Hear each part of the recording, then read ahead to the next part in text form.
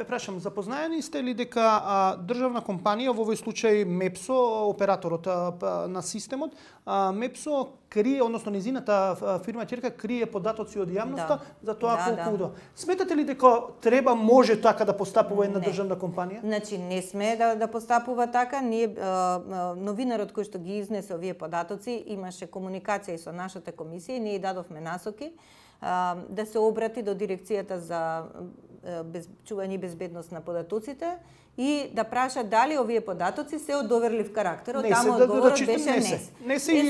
Сега, ние би сакале и така и ќе постапиме, ќе побараме инспекторатот во таа дирекција да провери зошто овие податоци не се објавуваат. Значи, системот си предвидел институционално кој треба да реагира и ќе побара. Ако системот, дали вие може да реагирате? Значи, тогаш ќе укажеме каде системот треба да се подобри. Тоа е функцијата на државната комисија. Меѓутоа, најпрвен ќе го запрашаме и ќе му патиме порака на инспекторат. Значи, институционално ќе видите што можете да направите и после тоа ќе увидите каде затајува системот, ако институциите внатре во системот затајува. Дали е човечки фактор во прашање или е институционален фактор? Јас сметам дека е човечки фактор во прашање. Дали ќе има одговорност за таа ако е човечки фактор и од можеби постои повторно влијание, а можеби и чиста корупција? Дали можете да истражите зошто ако е човечки фактор? Значи, ајде да ќе видиме како ќе ни се одвива процесот со инспекторатот и понатаму ќе видиме ако се утврди дека е човечки фактор, каква ќе биде одговорноста за затајување на податоците.